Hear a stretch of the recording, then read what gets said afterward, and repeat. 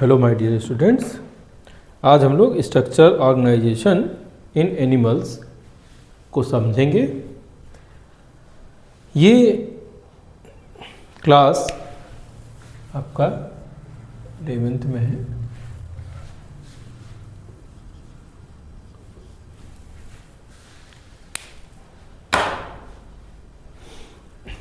Hello my dear students, आज हम लोग chapter 7 structural organisation in animal के बारे में समझेंगे।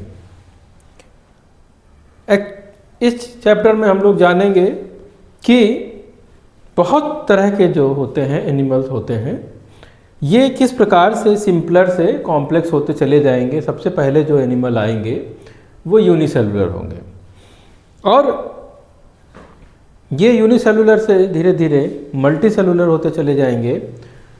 एक सेल भी सारे फंक्शन को परफॉर्म करती है। अमीबा की बात करें तो एक यूनिसेलुलर ऑर्गेनिज्म है जो सारे फंक्शन को परफॉर्म करेगा। इसमें न्यूट्रिशन भी होगा, इसमें डाइजेशन भी होगा, इसमें रेस्पिरेशन भी होगा, इसमें एक्सक्रीशन भी होगा।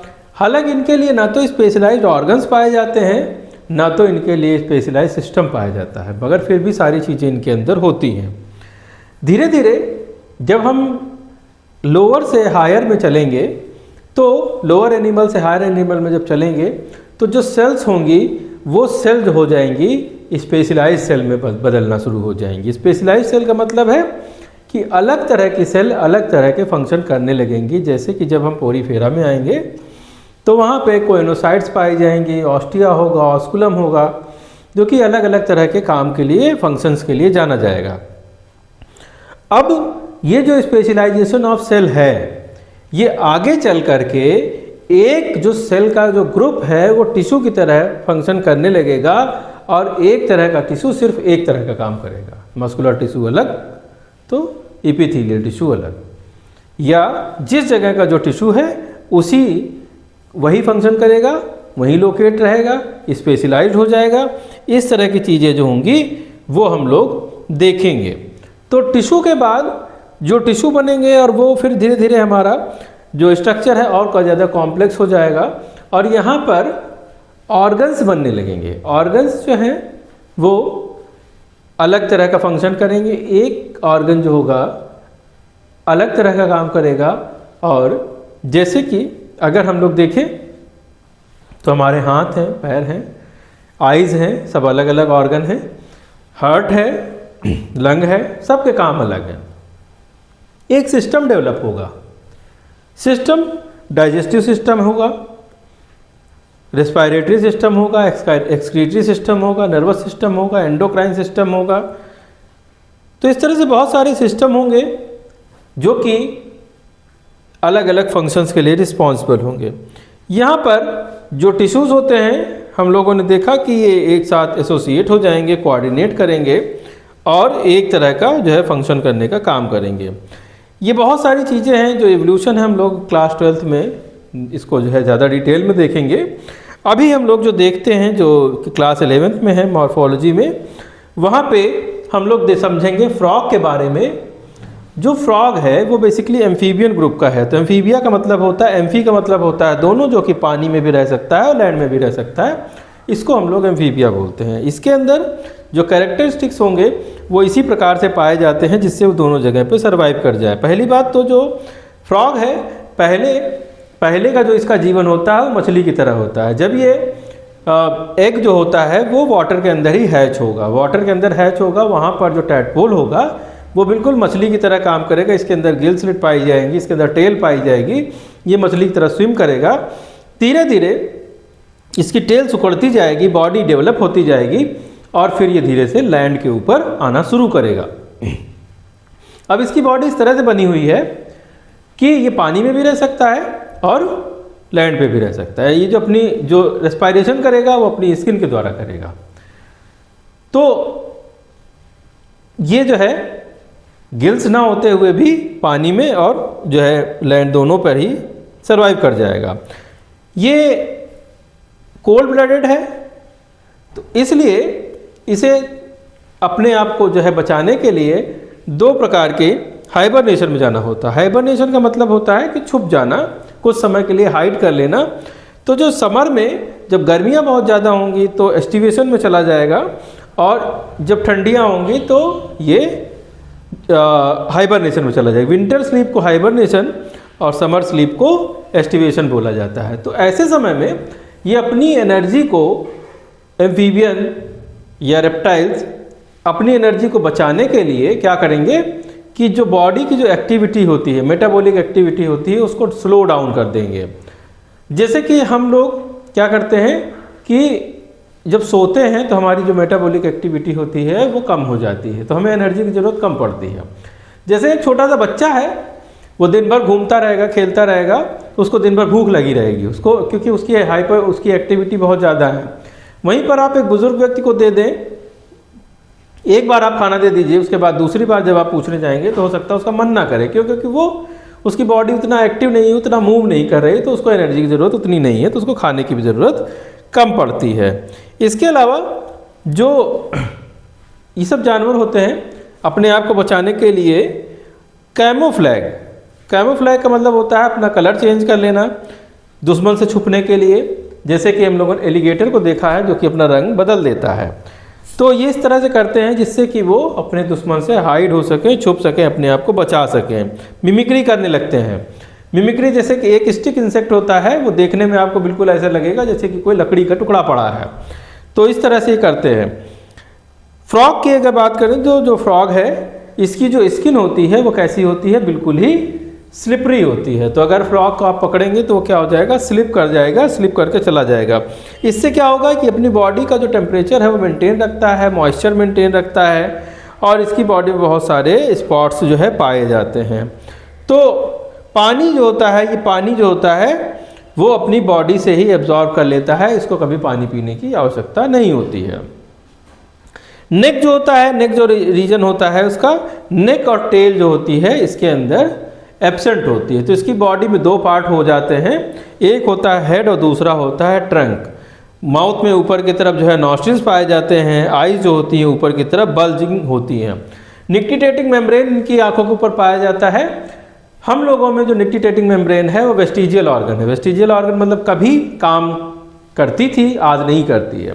तो अगर हम लोग आइज़ के कॉर्नर पर देखेंगे तो एक पिंक कलर का स्ट्रक्चर दिखाई देता है, वो बेसिकली निक्टिटेटिंग मेम्ब्रेन है, जो कि पहले जब कभी पानी में उतरना होता था लोगों को तो वो उसके ऊपर चढ़ा लेते थे, मगर अब इसकी ज़रूरत नहीं है।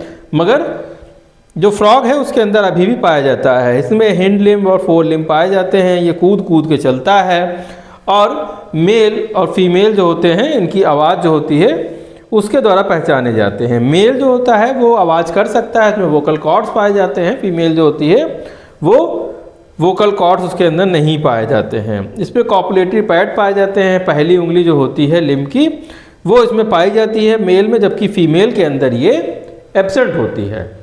एनाटॉमी जो अगर हम लोग इसकी देखेंगे तो फ्रॉग के अंदर बहुत सारे सिस्टम पाए जाते हैं। इसमें digestive system, circulatory system, respiratory system, reproductive system, तरह तरह के जो सिस्टम इसके अंदर पाए जाते हैं। सबसे पहले अगर डाइजेस्टिव सिस्टम की अगर बात को समझें तो ये बिल्कुल उसी तरह से है जैसे ह्यूमन में होता है।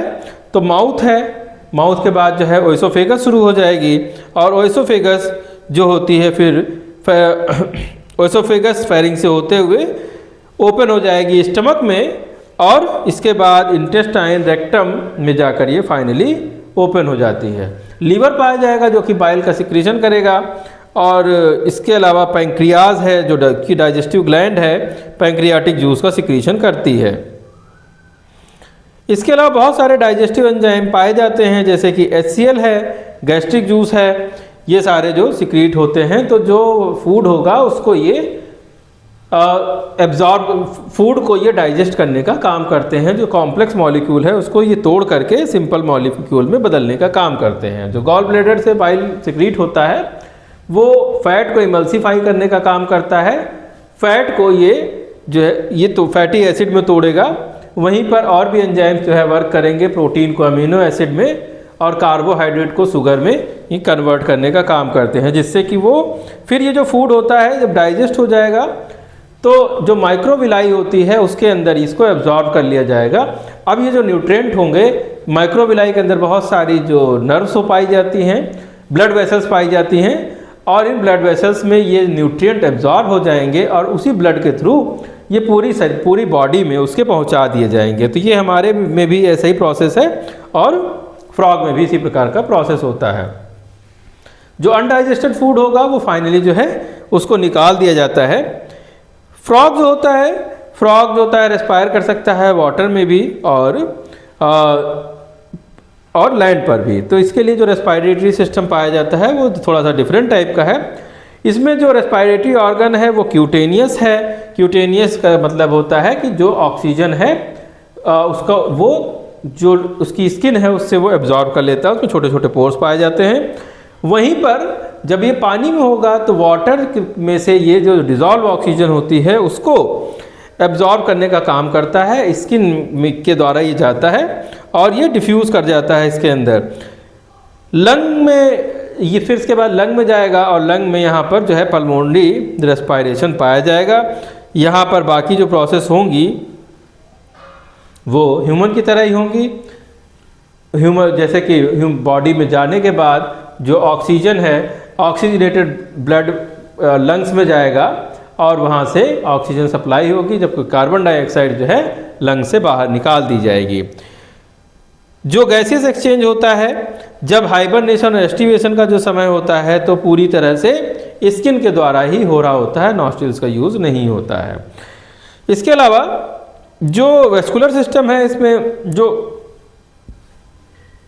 सर्कुलेटरी सिस्टम है इसमें क्लोज टाइप का सिस्टम पाया जाता है लिम्फ, और इसमें जो है ब्लड वेसल्स पाई जाती हैं, ब्लड होता है, हार्ट होता है, मस्कुलर हार्ट जो होता है मस्कुलर स्ट्रक्चर है जो कि कवर्ड होता है एक पेरिटोनियम के द्वारा, एक झिल्ली होती है। इसके अलावा इसके दो पार्ट होते हैं, सुपीर जो है वेना केवा होती हैं। वेना केवा जो होती हैं वो जो मेजर जो वेन्स होती हैं, बड़ी वेन्स होती हैं, ये ब्लड को रिसीव करने का काम करती हैं। वहीं पर इसके एरोटा पाए जाते हैं जो कि जो है ब्लड को डिस्ट्रीब्यूट करने का काम करते हैं। तो ये पूरा का पूरा जो फ्लो होता है ये ब्लड को फिल्टर करने के बाद हमारे पूरे शरीर में घूमता है। जो ब्लड है वहाँ पे WBC, RBCs, लिम्फ्स, हीमोग्लोबिन, ये सारी चीज़ें इसके अंदर पाई जाती हैं। कलर्ड है, न्यूट्रिएंट्स हैं इसके अंदर, गैसेस पाई जाती हैं बहुत सारी डिज़ोल्व मात्रा में जो कि इसके ब्लड के साथ साथ सर्कुलेट होती रहती हैं। एक्सक्रीटरी सिस्टम की बात को अगर समझे तो एक्सक्रीशन जो होता है पूरी तरह से वेल डेवलप्ड है और इसके अंदर एक pair kidney, ureter, cloaca, urinary bladder, ये सारी जो है स्ट्रक्चर इसके अंदर पाए जाते हैं। यहाँ पर जो किडनी होती है वो जो वर्टिब्रल कॉलम है उसके साइड में चिपकी होती हैं। यूरेटर जो होता है वो यूरियोजेनाइटल डक्ट की तरह काम करता है, क्लोएका के द्वारा ये बाहर की तरफ निकल जाता है।